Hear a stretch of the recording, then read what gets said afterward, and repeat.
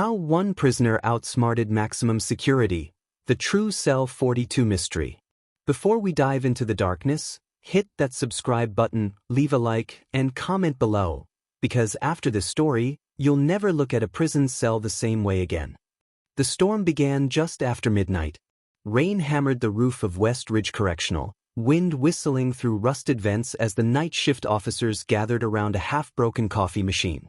No one expected trouble. The inmates in Cell Block C were some of the lowest-risk offenders in the facility: petty thieves, fraudsters, and one unusually quiet man in Cell 42. His name was Elias Rowe. At least, that was the name on the file. Most of the guards knew little else about him. He didn't talk, didn't fight, didn't complain. He just stretched, every morning, every evening, and during every free minute they gave him. Tonight, however, something was wrong. Officer Harding first noticed the issue at 2:13 a.m. during his routine walk of C Block. A single detail made him stop dead in his tracks. The food slot on Cell 42's door was open. It wasn't supposed to be. Harding frowned, leaned forward, and shone his flashlight into the tiny gap. The stainless steel slot was barely 6 inches high, meant only for sliding a tray inside. It had a lock, and that lock was still intact. But the cell behind it was empty. Harding's hands trembled as he radioed for backup. "Control, this is C Block. We've got a situation with 42. Inmate not accounted for." Static crackled. "Say again." "He's gone," Harding whispered. "No damage to the door.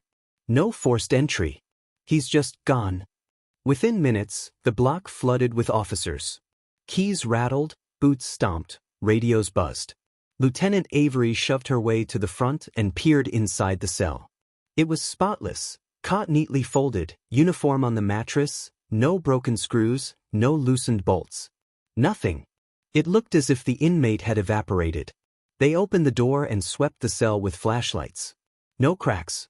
No openings. No vents big enough for even a child to crawl through. Avery pressed her palm along the frame. Someone had squeezed through something, fast. She stepped back. "Check the cameras. I want eyes on every angle." Control pulled up the footage. At 12:47 a.m., Elias Rowe was sitting cross-legged on the floor, stretching his arms behind him in a slow, deliberate pattern. At 1:02 a.m., he stood, paced in a circle, and approached the food slot. Then the strangest thing happened. He bent forward, not at the waist, but like his spine folded in half. His shoulders compressed inward, his torso flattening. It didn't look human. It looked like a person becoming paper. Inch by inch, he slid his head through the slot, then a shoulder, then an arm. His legs followed with disturbing control, his feet pointing straight upward before slipping through. The officers stared at the monitor in stunned silence. He hadn't broken out. He had slipped out. Avery pressed her fist to her mouth. "That's impossible." But the footage didn't lie. They rewound the feed, played it again, paused at every frame. Elias Rowe had squeezed himself through a 6-inch gap as if bones were optional. "Where the hell did he go afterward?" Harding asked, voice shaking. Control switched to the hallway camera. At 1:03 a.m., a thin shadow peeled itself off the wall, crawling low to avoid the camera's sensor. Then it vanished around a corner. No alarms. No noise. No trace. "Lock down the building," Avery ordered. "All exits, all gates, all perimeter units. Nobody leaves until we find him." But deep down, she knew something they were all about to learn. Some escapes don't rely on keys or weapons. Some escapes rely on the limits of what humans believe a body can do. 2 hours later, while reviewing the cell again, Avery found something strange.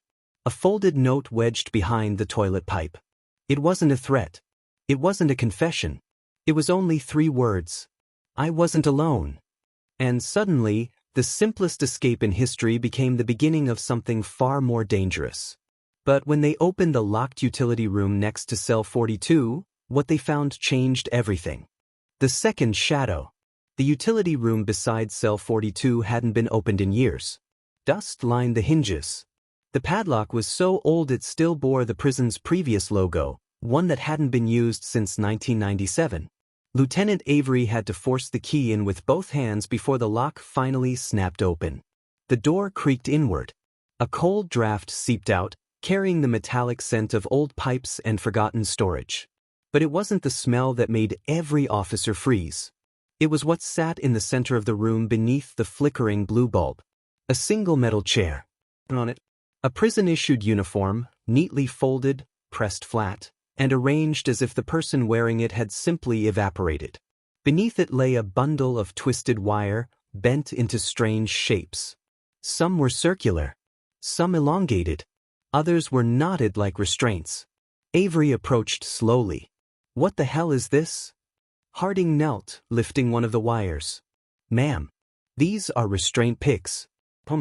Prisoners use them to slip cuffs." "Roe was never cuffed," Avery muttered. She looked around the utility room, walls covered in blue-gray residue, pipes snaking like arteries, floor coated in dust except for one thing. A perfectly clean trail.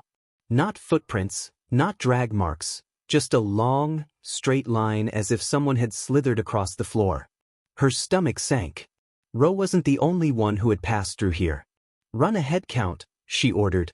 "Find out if anyone else is missing." But she already knew the answer. Control confirmed it minutes later. "Lieutenant Avery, we're missing another inmate from D Block. Name Marcus Vale. Serving 15 for armed robbery." Avery clenched her jaw. "Did he slip through a food slot too?" "No, his cell door is still locked." A beat of silence. "And he was inside during the last check. Then how the hell did he get out?" Control didn't respond. Avery marched toward the security hub, rage and fear mixing in equal parts. When she reached the observation deck, the officers had a live split screen of D Block. Vale's cell door was locked. The slot closed. The ventilation grates untouched. But when the camera zoomed in on his bed, he wasn't on it. He wasn't under it. He wasn't anywhere. Only a uniform, folded neatly in the middle of the mattress, just like the one in the utility room. Harding swallowed hard. "Ma'am, they're leaving their clothes behind. Like they're shedding skin." Avery exhaled sharply. "Pull footage from the last 6 hours. I want every corner of this building reviewed." The playback rewound. At 12:18 a.m., Marcus Vale was sitting on his bunk staring at the wall. At 12:19 he stretched his arms, rotated his shoulders, and lay on the floor. At 12:20, the air behind him shifted. A shadow, a thin, stretched-out silhouette, slid beneath the door. Not under it, but through the microscopic gap between the rubber seal and the concrete floor. A flowing human shape no thicker than a belt. The shadow rose, forming a tall outline. Vale stood. They faced each other. Exchanged no words. Then Vale lowered himself into a contortion, twisting his arms back at angles that made several officers gag. His shoulder blades folded together, his ribs compressing inward. Each motion was deliberate, rehearsed, and disturbingly precise. He didn't slip through the food slot. He slipped through the door gap. An opening no wider than 3 credit cards stacked together. As he pushed himself through, his feet pointed skyward, just like Rose. He bent like something boneless. The shadow followed. Then both were gone. Silence choked the room. Avery finally spoke. This wasn't an escape. She zoomed in on the shadow's outline, pausing the frame at its clearest moment. The shape was human. Long, too long. Elbows where elbows shouldn't be. A silhouette that suggested someone who had trained their body beyond anything recognizable. Roe wasn't alone. He had help. Avery turned toward Harding. "We aren't chasing a fugitive. We're chasing a pair." Harding hesitated. "But why escape separately?" Avery looked again at the folded uniform in the utility room. Because this wasn't about escaping. Her voice dropped to a whisper. It was about meeting. A new alert pinged on the monitor, motion caught in a hallway near the loading bay. A thin, contorted shape sliding past the wall like a ghost. Avery's heart pounded. The chase wasn't over. It was just beginning. The bones that bend. The loading bay was silent when Lieutenant Avery and her team stormed in, weapons drawn, flashlights slicing through the blue haze. Dust floated like ash in the air. A lone overhead lamp flickered, casting long, stretched shadows across the concrete. Avery scanned the room. "Fan out," she whispered. "They're close." Harding pointed to the ground. "Ma'am, look." Two faint drag lines formed a perfect path across the dusty floor, thin, straight, unbroken. The same strange tracks from the utility room. The tracks didn't look like footprints. They looked like someone moving without lifting their body from the ground. Avery followed them with her light. The lines led to a steel door marked mechanical access, authorized person only. It was ajar. Avery pushed it open. Inside was a sprawling service tunnel lit by blue LEDs, stretching for hundreds of feet. Pipes twisted overhead. Air pulsed through the vents like the building itself was breathing. Avery's voice echoed. "Bro, Phil, this is your only warning." No reply. Just the hiss of old machinery. Halfway down the tunnel, they found the first sign of them. A torn piece of cloth. Prison blue. Still warm. Avery lifted it with a gloved hand. Harding's voice shook. "Ma'am, their uniforms, why do they keep leaving them behind?" Avery answered without looking back. "They don't need them anymore." Harding swallowed. "That doesn't make any sense." "It will," she said. "Soon."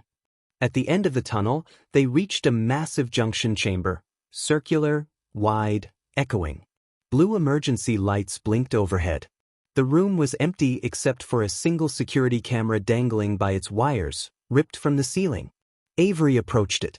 The camera lens was bent inward, as if something had squeezed through the camera housing itself. Her skin crawled. Then Harding shouted, "Ma'am, over here." He pointed his flashlight at the far wall. Pressed into the dust were two perfect handprints, elongated, thin, disturbingly flexible. The fingers were impossibly long, each bent at an unnatural angle. Avery stared at them in horror. "These aren't escapes," she whispered. "They're demonstrations." They traced the tunnel further until they reached a rusted ventilation shaft with mesh torn clean off. It wasn't cut. It wasn't pried open. It was stretched, like someone had pushed a human body through it. Avery's flashlight trembled. Harding whispered, "They can fit through anything." "No," Avery said slowly. "Not anything." Harding turned to her. "Then what?" "Anywhere." Suddenly, a metallic clang echoed behind them. The officers spun around, but the tunnel was empty. Another clang came from above. Then another from the left. Avery's heart pounded as echoes bounced from every direction. "We need to fall back," Harding urged. "This is a maze." But Avery shook her head. "No, this tunnel doesn't echo like that." She scanned the walls. "The sound is moving," she realized. "Not coming from different places." Avery raised her flashlight slowly. High on the ceiling, clinging to the pipes like a spider, was a thin figure twisted into an impossible shape. Arms folded beneath him. Legs bent so sharply they looked dislocated. His head hung upside down, eyes staring directly at her. Elias Rowe. He blinked once, then smiled. Before anyone could react, another figure dropped silently behind them, Marcus Vale, his body unfolding like a rope. Harding stumbled backward. "Ma'am." Avery raised her hands. "Elias. Marcus. You don't have to run. Tell me what this is. Tell me why you're doing this." Elias's voice was steady. "We were never running." Vale added quietly, "We were preparing." "For what?" Avery demanded. Elias's body shifted, bones popping softly as he twisted upright. "For the one who taught us." A chill cut down Avery's spine. "There's a third." But Elias only tilted his head toward the end of the tunnel. "Goodbye, Lieutenant." With one fluid motion, both men slipped into the vent system, vanishing like smoke. It took 2 days to secure the tunnels. 2 weeks to file reports.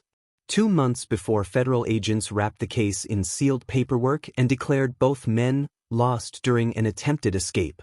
But Avery knew the truth. They weren't lost. They were following someone else's orders. Someone more flexible, more patient, more impossible. 6 months later, in a prison states away, a guard reported something unimaginable. A folded inmate uniform on a bed. A 6-inch slot left open. No signs of force. And a note that read, "Cell 42 was only the beginning." If you think this story was intense, you're not ready for the next one. Hit subscribe so you don't miss it.